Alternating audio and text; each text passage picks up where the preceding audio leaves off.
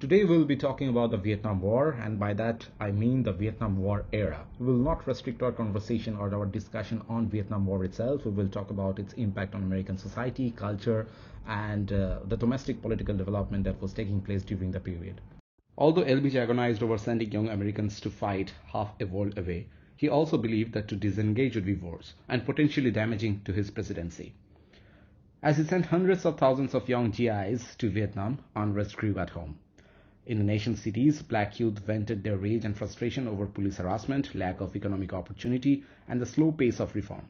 On campuses, meanwhile, white middle-class students called for radical change and protested the war. By 1968, federal troops and National Guardsmen were fighting a war in Vietnam and containing civil unrest home. In the summer of 1964, as Viet Cong fighters made progress against South Vietnam's government, LBJ began looking for ways to persuade Congress to authorize and fund a wider war. The opportunity came in August 1964 when it was reported that in two separate incidents, North Vietnamese torpedo boats had twice fired on a US destroyer stationed in the Gulf of Tonkin off North Vietnam's eastern shore. Although it later came to light that there had been only one attack, LBJ immediately pressed Congress to allow him to take all necessary measures to repel any armed attack against the forces of the United States and to prevent further aggression. All but two senators contested, and the Gulf of Tonkin resolution gave the president a blank check. Once he had won the election, LBJ authorized the first of hundreds of air raids on communist North Vietnam and the mass deployment of US troops in the south. By 1968, over 500,000 American troops had shipped out to South Vietnam, and the Air Force's Operation Rolling Thunder had dropped over 3 million tons of explosives on North Vietnam. In the previous wars, American soldiers had typically ranged in age from 18 to 40 and had come from all classes and backgrounds. In contrast, the Vietnam War was fought mostly by blue-collar and impoverished youth. More than two-thirds of the soldiers who served had volunteered, eager to pursue the economic opportunities promised by military life. The soldiers' average age was 19 compared to 26 during World War II, and a large minority were 17 or younger. Over 30% were black. All told, 3.5 million servicemen and a nursing force of 11,000 women served in Vietnam between 1965 and 1972. Just 20% of servicemen in Vietnam saw action, but for an entire generation of Americans, combat became the defining meaning and memory of the Vietnam War. Combat in South Vietnam, the site of ground war, was challenging, and little in the young GI's experience prepared them for it. They were fighting a people they did not understand, in alien terrain, and for reasons that made little sense to them. The jungle environment was oppressively humid, hot, and hazardous. Americans were continually caught in booby traps and lethal ambushes, and their new M16 rifles frequently jammed mid-battle. Particularly in Vietnam's central highlands, young soldiers were ordered back into battle for territory they had previously secured at tremendous cost in US and Vietnamese lives, but that had fallen back into enemy hands. Many American soldiers were unable to distinguish fighters from civilians. Although some GIs befriended Vietnamese civilians, widespread anti-Asian racism led to the assumption that all Vietnamese were actively hostile and aiding the fighters. Consequently, US forces killed thousands of civilians. Likewise, Viet Cong interrogated and killed civilians they suspected of collaborating with the United States. Viet Cong and North Vietnamese also systematically mistreated and even tortured US prisoners of war. In one of the worst instances of American misconduct, 105 GIs from Charlie Company executed 300 to 400 women, children, and elderly people in a single village in 1968 that is known as the My Lai Massacre. The My Lai Massacre remained a secret for over a year until a soldier wrote the President and Congress about the crime. Commanding officer Lieutenant William Kelly was subsequently found guilty of the heinous crime, but ultimately would serve just 4 years under house arrest. Despite the United States' vastly superior military and economic power, the war bogged down. As frustration mounted, in late 1965, the United States accelerated its use of bombs filled with napalm, an acidic gel mixed with gasoline that ignited in flames, instantly clearing the jungle and searing the skin of anyone caught in its path. By 1968, nearly 1 in 3 Vietnamese had lost their homes and 52,000 civilians were dead. Millions of gallons of toxic herbicides and defoliants had been sprayed over farmland and paddies, resulting in widespread starvation and 500,000 babies born with physical deformities. Like the young GIs in Vietnam, many black Americans back home saw little to celebrate in the long, hot summer of 1965. The Black Freedom Movement had desegregated much of the South and forced civil and voting rights legislation through Congress. These developments, however, had little impact on the miseries of the urban poor. Despite LBJ's war on poverty, schools were still grossly inadequate, children often went hungry, crime rates were high, and unemployment frequently ran into the third generation.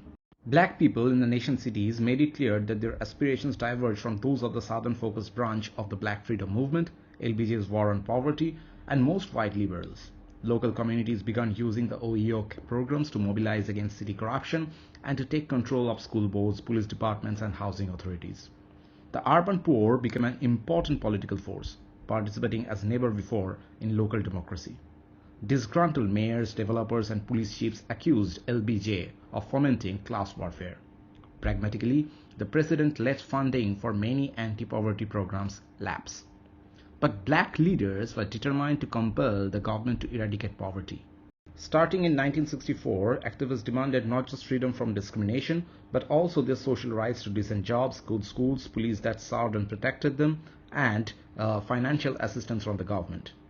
Newly receptive to the younger, poorer, and more urban wing of the Black Freedom Movement, Martin Luther King Jr. called for a Bill of Rights for the disadvantaged that, like the GI Bill of 1944, would make college education, low-interest housing loans, job training, and other resources available to those deprived of opportunity. It was time, King insisted, for the government to counteract the systemic racism with which the great majority of black Americans had had to contend for generations.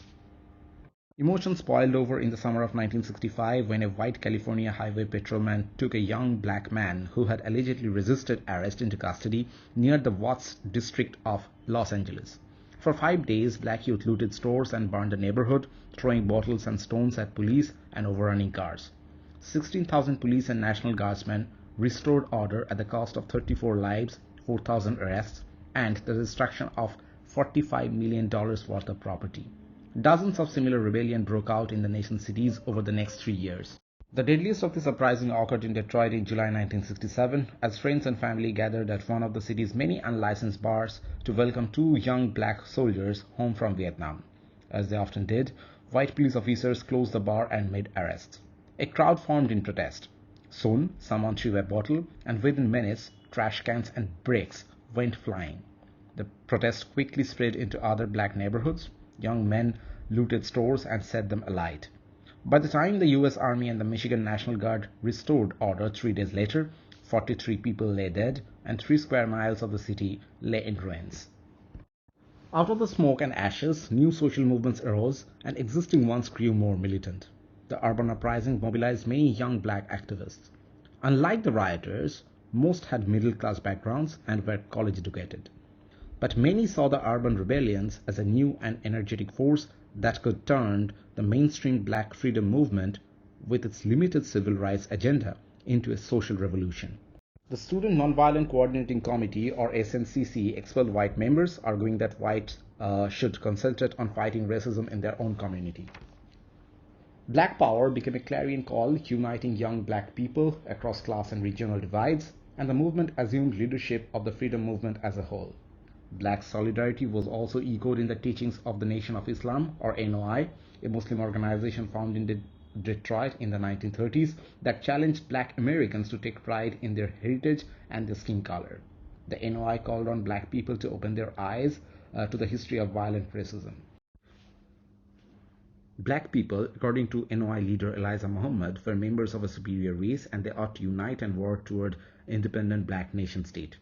Echoing his emphasis on black nationalism, the movement's most brilliant rhetorician, Minister Malcolm X, pressed black people to take control of their own lives. By the early 1960s, Malcolm X had grown openly critical of the civil rights wing of the black freedom movement and its desegregationist goal. Nonviolence, in his view, was both poor strategy and morally suspect, given the history of white racism. In 1964, however, Malcolm X broke from the NOI to build his own organization, declaring his willingness to work with the Southern civil rights wing of the movement.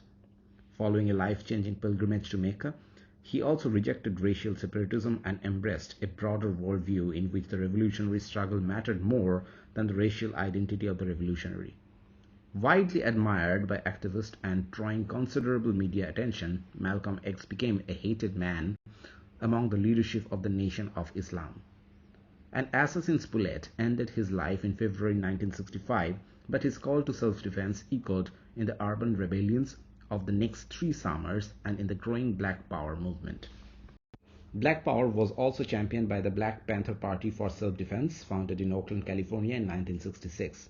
The Panthers established a wide range of programs for the hard-up community, including children's breakfasts, point duty at dangerous insurrections, and health clinics. Condemning the government's failure to provide basic services for black people, the party set up its own shadow cabinet and assumed the responsibilities of an independent state.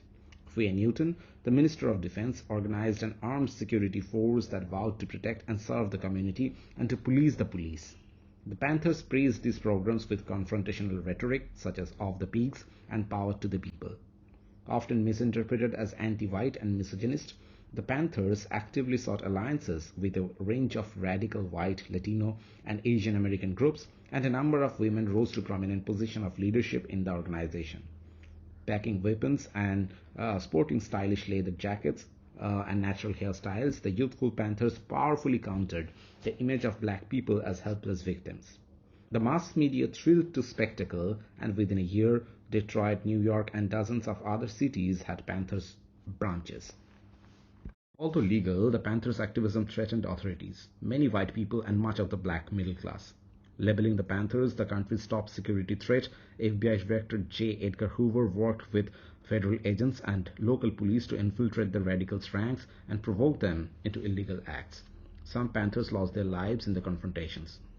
Chicago's up-and-coming Panther leader Fred Hampton was shot and killed in a joint FBI police operation while sleeping in his bed in 1969.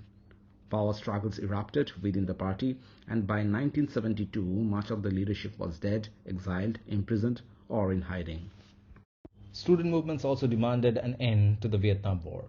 Anti-war sentiment spread beyond campuses to other arenas. Women's Strike for Peace demonstrated outside the Pentagon, waving signs that read, "Not our sons, not your sons, not their sons." As troop fatalities rose and the nightly TV news beamed horrifying images of the war into American living rooms, most mainstream media came to oppose the war. Several professional organizations and thousands of clergy called for an end to hostilities. Some objected to the war on moral grounds, but the majority argued that it was unwinnable and socially divisive.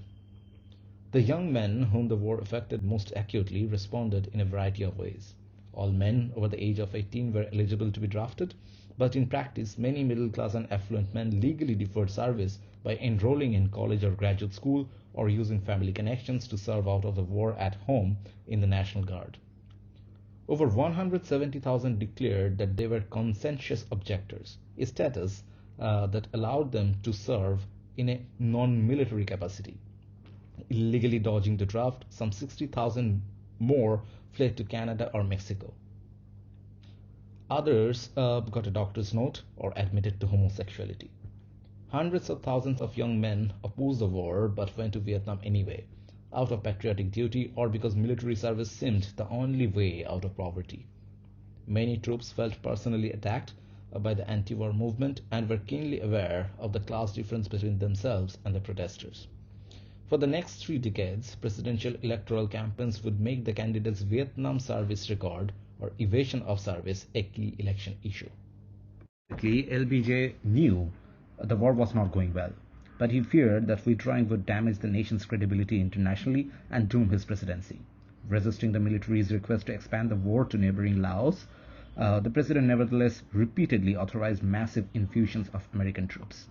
As the human and financial cost of the war spiraled, LBJ reluctantly asked Congress for a tax hike. Congress obliged on the condition that funding for many Great Society programs be cut.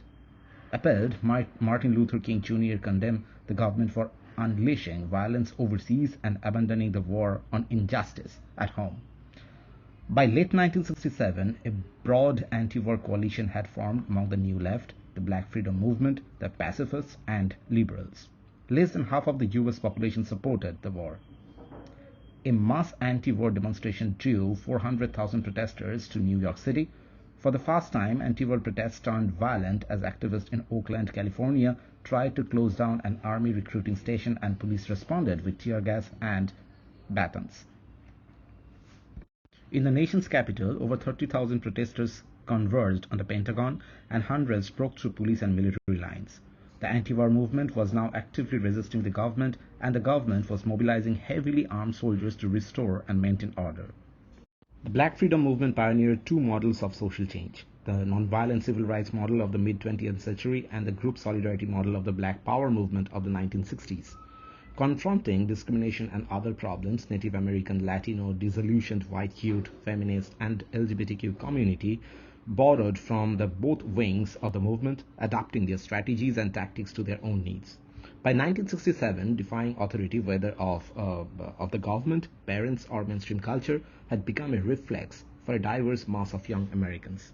A new sense of cultural cohesion within and among Native American groups emerged in the 1950s, which in turn stimulated fresh demands for reform. A younger generation of leaders from the National Indian Youth Council, or NIYC, announcing their intention to resist assimilation into white American society and demanding federal relief from poverty and other social ills. Although President Johnson eventually pledged federal funds, for many communities this help was too little too late.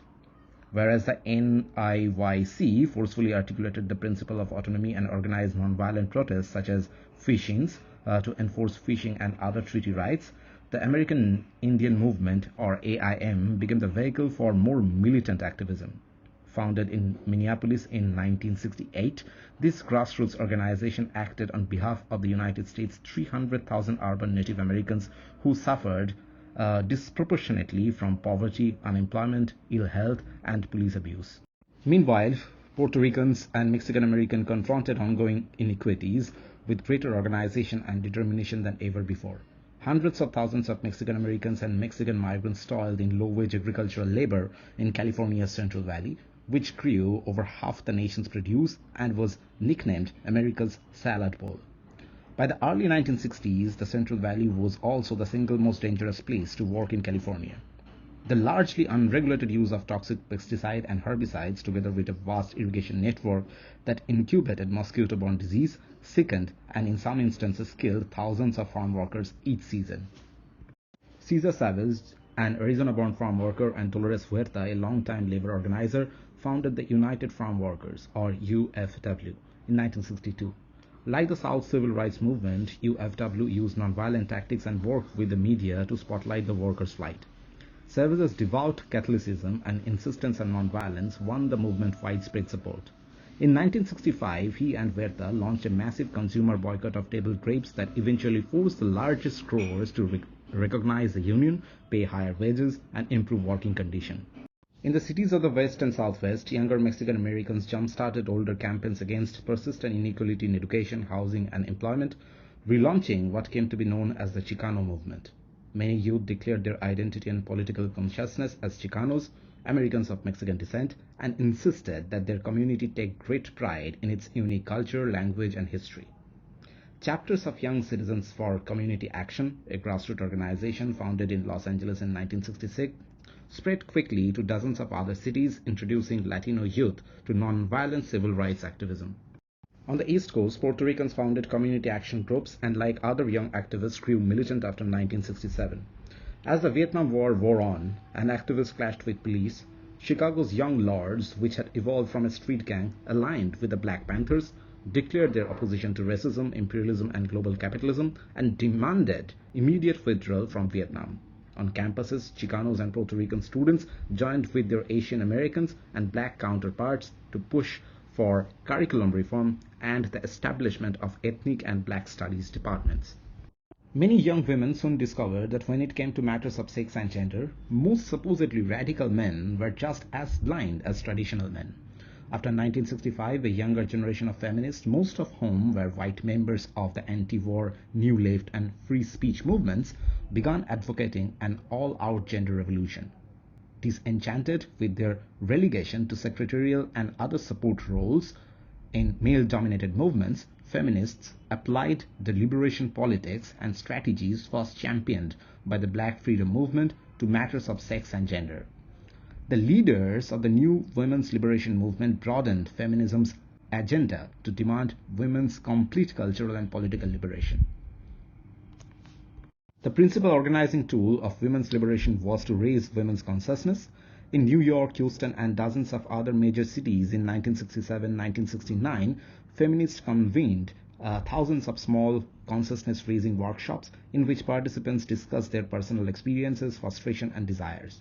In theory, the process validated participants by revealing that they shared certain experiences. It also led them to realize that regardless of background, men exercised inordinate power over women in the family, in the workplace, and even in radical organizations. Young feminists resolved to resist and overthrow the patriarchy, both in daily life and throughout society. Politically, the year 1968 was among the most pivotal of 20th century, matched only by 1919 in the intensity of its violence and the depth of its divisiveness. The year began with a joint Viet Cong North Vietnamese attack on every US base and major city in South Vietnam.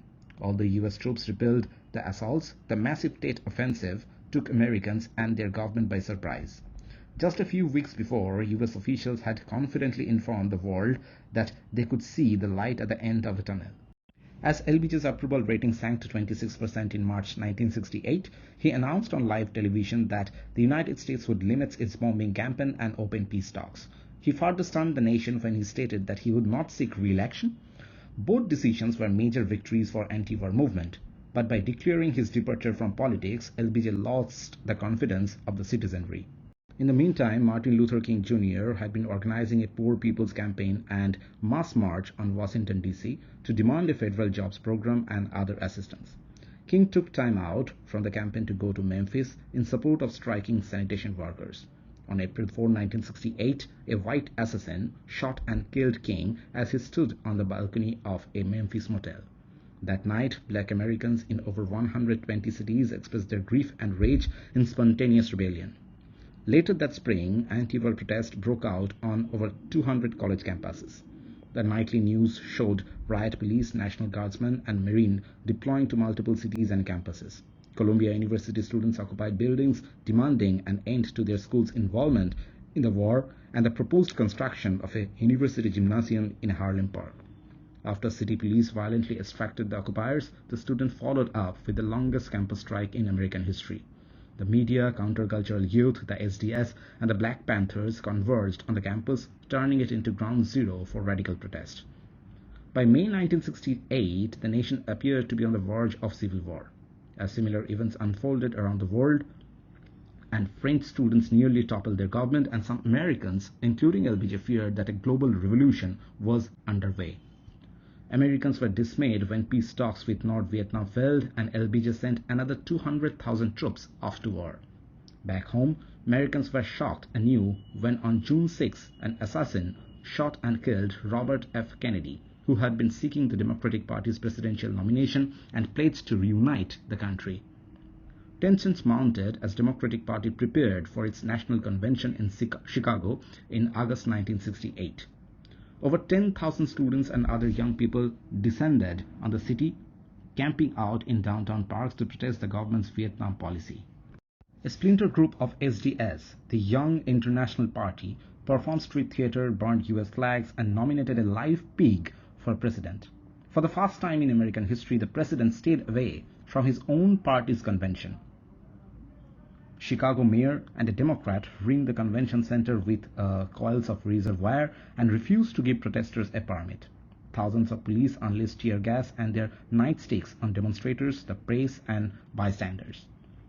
Peace was eventually resorted, but whether it had been a police riot or a violent rebellion, most people agreed that the Chicago conflagration had damaged and further divided the Democratic Party.